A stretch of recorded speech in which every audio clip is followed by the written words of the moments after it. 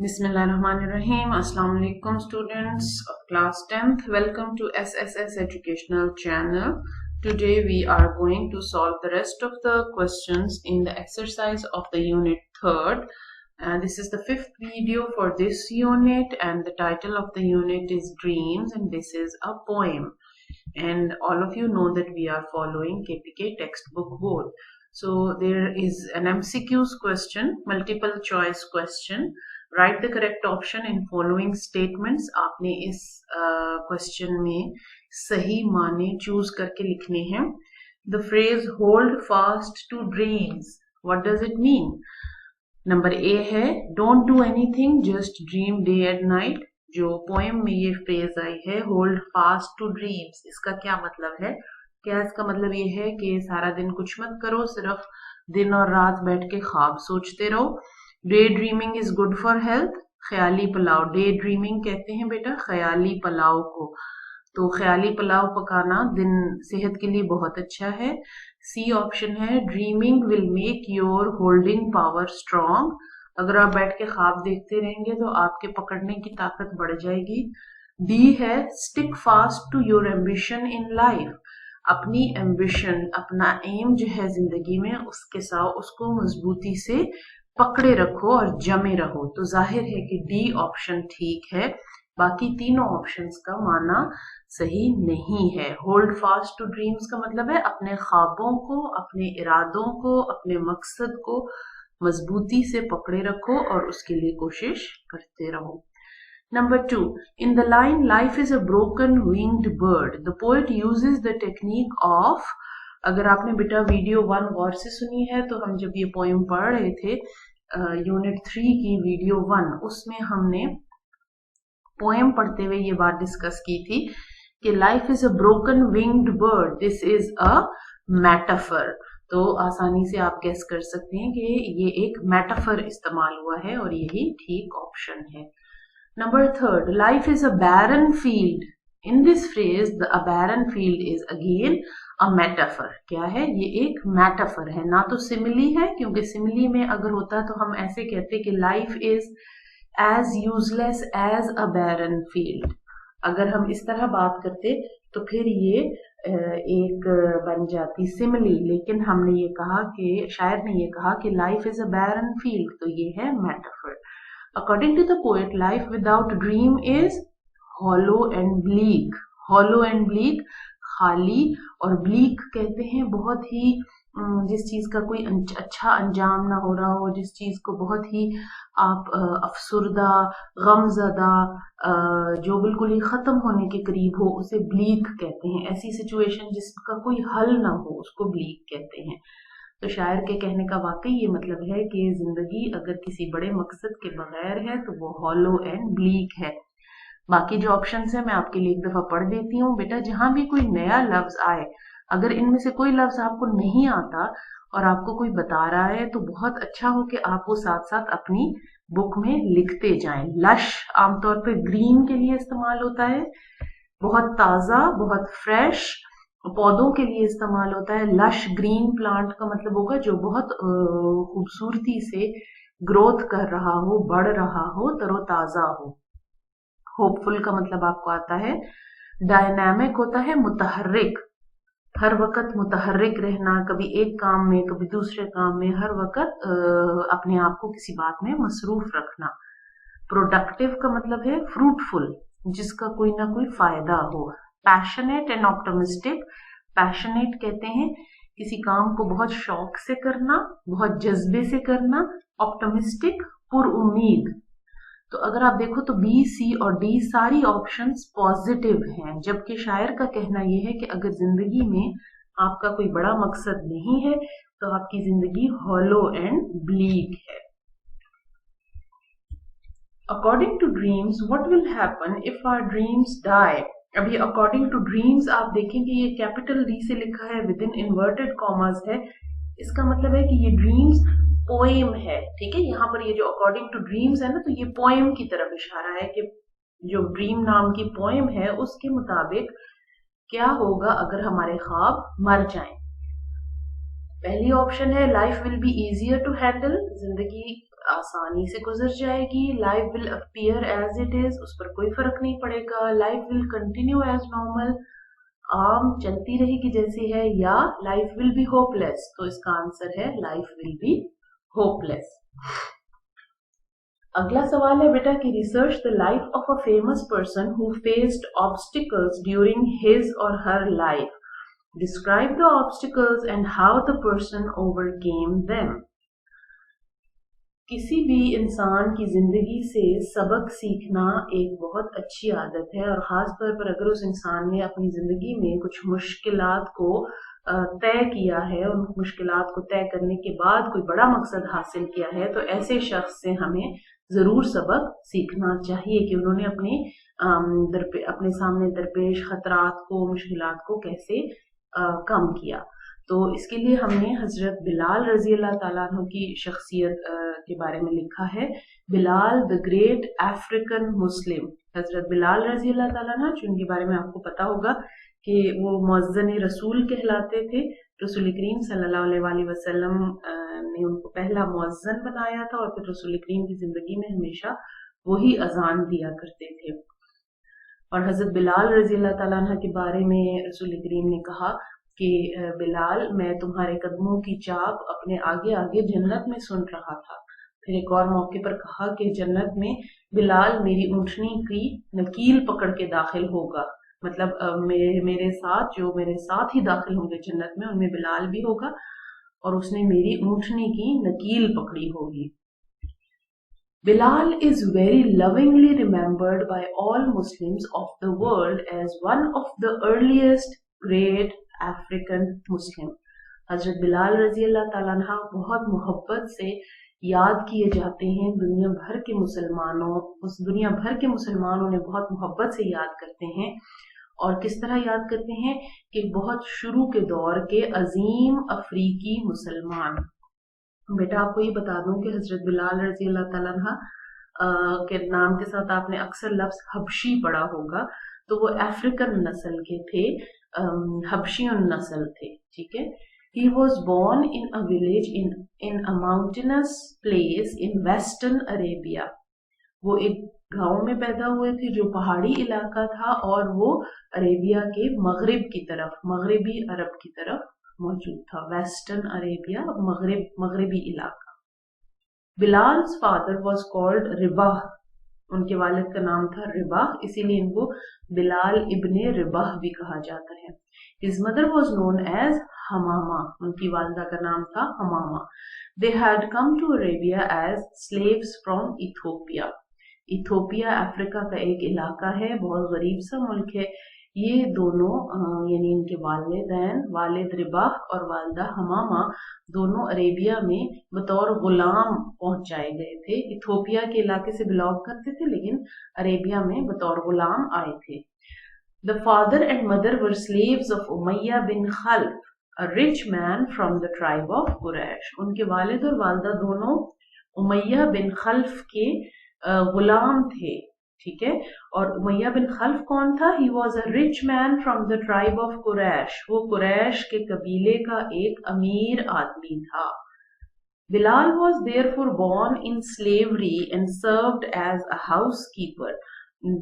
चुनाचे हजरत बिलाल जो थे वो पैदा ही तब हुए जब उनके वालिदैन गुलाम थे, और वो भी गुलामी में ही पैदा हुए, और इसलिए उमैया बिन खल्फ ने उनको भी अपना गुलाम बना लिया, और वो घर के कामकाज किया करते थे. हाउसकीपर, घर के काम करने वाला.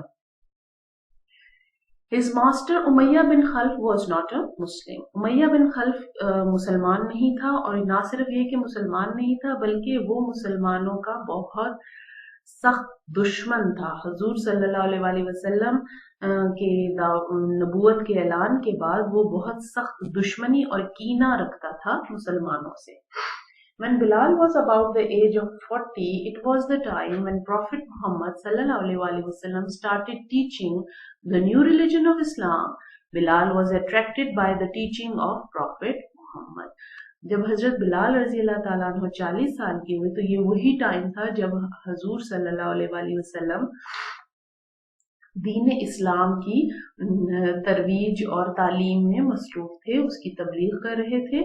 تو حضرت بلال رضی اللہ تعالیٰ عنہ اس دین کی اور رسول کریم صلی اللہ علیہ وسلم کی تعلیمات سے بہت متاثر ہوئے، اٹریکٹڈ، متاثر ہونا، ان کی طرف کھچے چلے آنا. He accepted the religion of Islam and became a Muslim. انہوں نے اسلام قبول کر لیا اور مسلمان ہو گئے.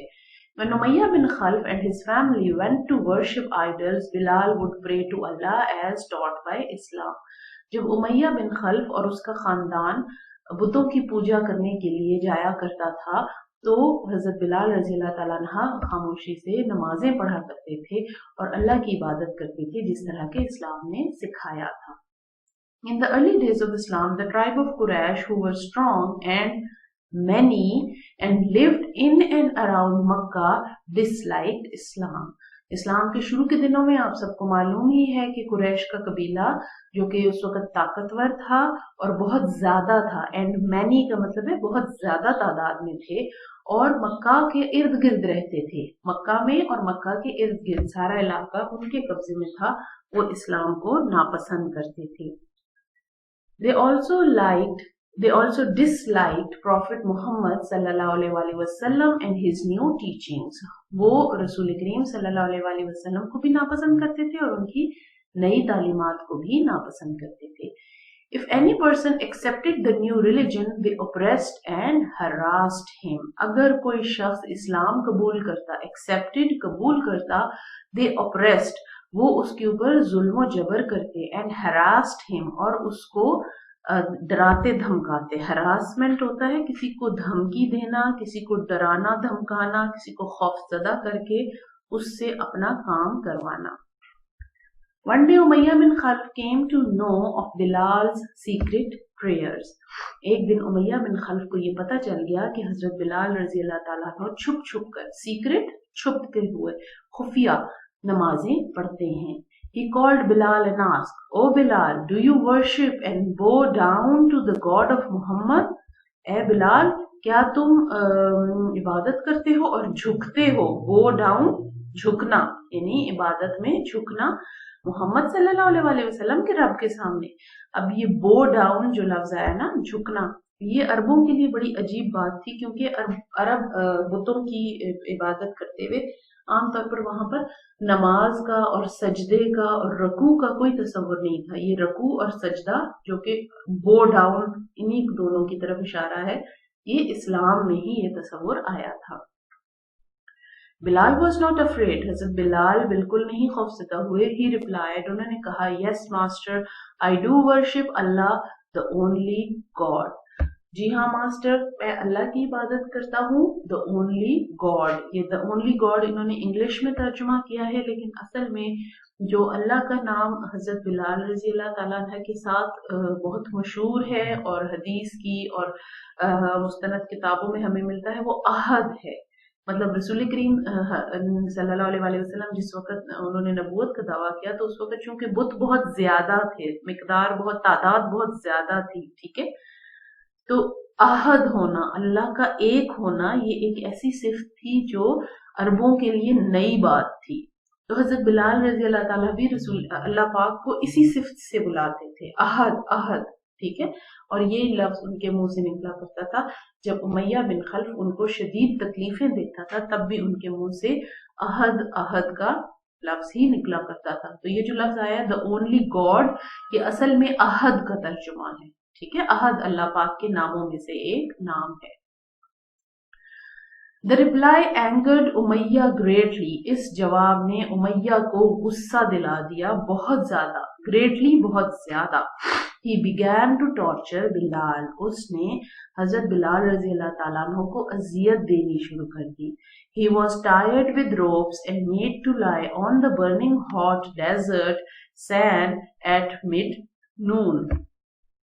ان کو رسیوں سے باندھ دیا جاتا تھا اور ان کو تپتے ہوئے صحرا میں زمین پر لٹا دیا جاتا تھا. اینڈ دوپہر کے وقت، مڈ نون، اینڈ دوپہر کے وقت، نون ہوتا ہے 12 بجے کا ٹائم، ٹھیک ہے.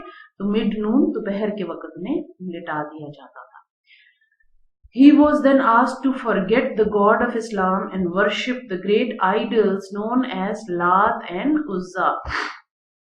اور ان سے کہا جاتا تھا کہ تم اسلام کے رب کو، یعنی اسلام جس رب کا تعارف کرواتا ہے، اسلام جس خدا کا تعارف کرواتا ہے، اس کو بھول جاؤ، اور جو ہمارے عظیم بت ہیں جن کا نام لات اور عزا، ان دونوں کی عبادت کرو. But Bilal was strong in his new belief.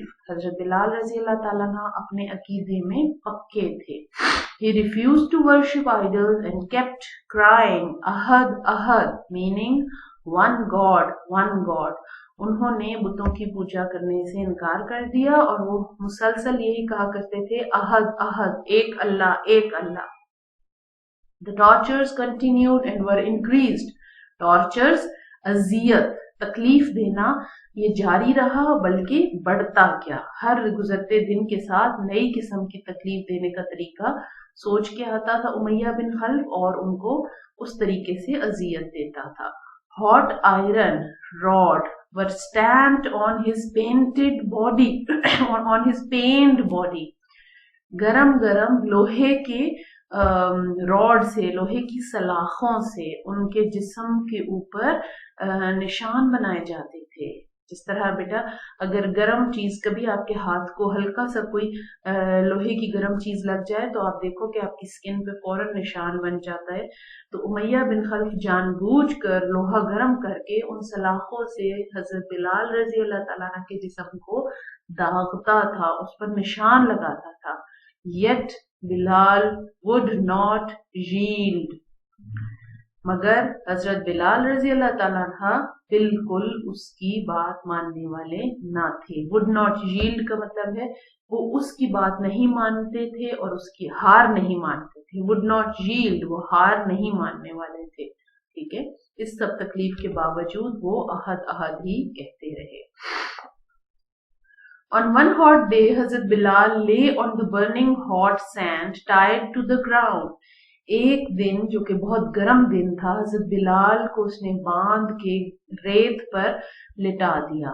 A very heavy stone was placed over his chest. ان کے سینے پر ایک بہت بھاری پتھر رکھ دیا. Bilal could no longer bear the heat and the load so great. حضرت بلال رضی اللہ تعالیٰ عنہ اتنا زیادہ وزن، خالی گرمی نہیں تھی بلکہ وہ بہت بھاری چٹان تھی، اس سے اس کے بوجھ تلے وہ پس رہے تھے. He had also grown weak. اور ظاہر ہے اتنے عرصے سے وہ کوئی ان کو اچھا کھانا تو دے نہیں رہا تھا، وہ ان کو اکثر بھوکا پیاسا رکھتا تھا، صرف اتنا کھانا دیتا تھا کہ وہ ان کی زندگی قائم رہے اور مر نہ جائیں. In that tight condition even water was denied to him. اور اس حالت میں ان کو باندھ کر گرمی میں دھوپ میں پانی بھی نہیں دیا جاتا تھا. بیٹا آپ اگر یہاں پاکستان کی گرمی اور دھوپ کو دیکھو تو وہ بھی جون جولائی کی گرمی بہت ناقابل برداشت ہوتی ہے، اور خاص طور پر اگر باہر دھوپ میں کھڑے ہیں تو عربیہ پاکستان سے بہت زیادہ گرم ملک ہے، پاکستان سے زیادہ گرم ہے، وہاں کا درجہ حرارت گرمیوں میں پاکستان سے زیادہ ہوتا ہے، اور وہاں پر ڈیزرٹ میں ویسے ہی ریت تپ جاتی ہے. ٹھیک ہے، تو اس حالت میں نہ ان کو پانی دیا جاتا تھا اور نہ ان کو ہلنے کی اجازت تھی. As the day neared its end, it became cooler. جیسے اچھا in the condition he lay، اسی حالت میں وہ لیٹے رہے and lost his senses، اور وہ بے ہوش ہو گئے. lost his senses کا مطلب ہے بے ہوش ہو گئے. As the day neared its end، جب دن ڈھل گیا اور شام کا وقت ہوا، it became cooler، تھوڑا سا ٹھنڈا ہو گیا. جب سورج ڈوب گیا، دھوپ نیچی ہو گئی تو درجہ حرارت تھوڑا سا کم ہو گیا. He regained his conscious and senses، یعنی وہ ہوش میں واپس آ گئی. ریگینڈ کا مطلب ہوتا ہے دوبارہ لے لینا، ریگینڈ دوبارہ لے لینا، تو وہ دوبارہ اپنے ہوش میں واپس آ گئے. He found that the heavy stone was no more on his chest. انہوں نے دیکھا کہ وہ بھاری پتھر ان کے سینے پر نہیں ہے. He wondered who had come to free him from pain. وہ حیران ہوئے کہ یہ کون ہے جس نے آ کے مجھے اس تکلیف سے نجات دی ہے. His heavy eyes slowly opened only to look at the bright smiling face of Prophet Muhammad.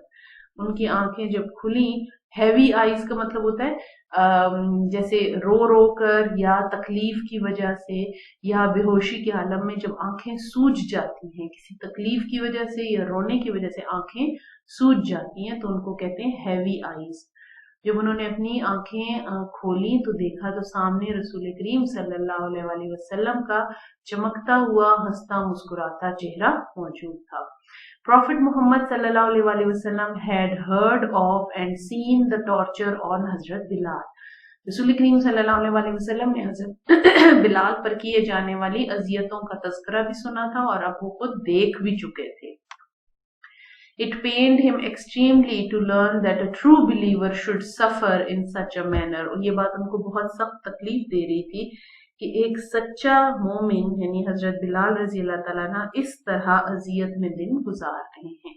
He told حضرت ابو بکر رضی اللہ تعالیٰ عنہ to purchase Bilal from Umayyah and set him free. انہوں نے حضرت ابو بکر رضی اللہ تعالیٰ عنہ کو کہا کہ تم بلال کو امیہ بن خلف سے خرید لو اور ان کو آزاد کر دو۔ This way Bilal رضی اللہ تعالیٰ عنہ was saved from the tortures of امیہ بن خلف۔ اس طرح سے حضرت بلال رضی اللہ تعالیٰ عنہ امیہ بن خلف کے ظلم و ستم سے نجات پا سکے۔ From the tortures of امیہ بن خلف۔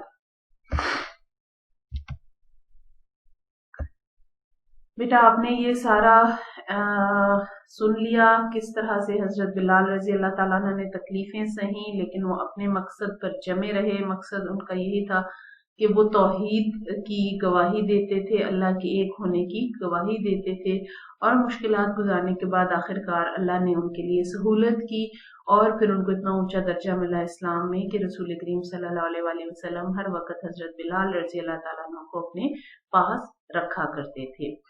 اور حضرت عمر رضی اللہ تعالیٰ عنہ جو کہ خلیفہ تھے وہ حضرت بلال رضی اللہ تعالیٰ عنہ کو سیدنا بلال کہا کرتے تھے۔ سیدنا کا مطلب میرے آقا، میرے آقا۔ اتنی زیادہ وہ حضرت بلال کو عزت دیتے تھے کہ حضرت عمر رضی اللہ تعالیٰ عنہ اپنا دور خلافت میں جبکہ وہ خلیفہ تھے تو حضرت بلال کو سیدنا بلال کہہ کر پکارا کرتے تھے کہ میرے آقا، میرے آقا، کیونکہ ان کو بھی وہ سارا علم تھا کہ کس طرح حضرت بلال نے شروع وقت میں تکلیفیں دی ہیں اور کس طرح وہ مضبوطی سے رسول کریم صلی اللہ علیہ وآلہ وسلم کا ساتھ دینے پر جمے رہے ہیں۔ بیٹا لسننگ اینڈ اسپیکنگ سکلز، یہاں پر آپ نے اپنے خیال، اپنے خواب، اپنی ایسپریشنز، اپنے مقصد لکھنے ہیں، ان کے بارے میں آپس میں فرینڈز میں ڈسکس کرنا ہے اور ایک دوسرے کے ساتھ شیئر کرنا ہے۔ اسی طرح سے ہم لکھنا بھی سیکھتے ہیں اور اسی طرح سے ہم اپنی زندگی کے بارے میں تھوڑا سا کلیئر ویژن بھی رکھتے ہیں کہ آخر ہم زندگی میں کرنا کیا چاہتے ہیں۔ یہ پریکٹس انشاءاللہ ہم کلاس میں کریں گے اور یہ پھر ایک دفعہ آپس میں ڈسکس کرنے کے بعد انشاءاللہ کاپیز میں لکھیں گے۔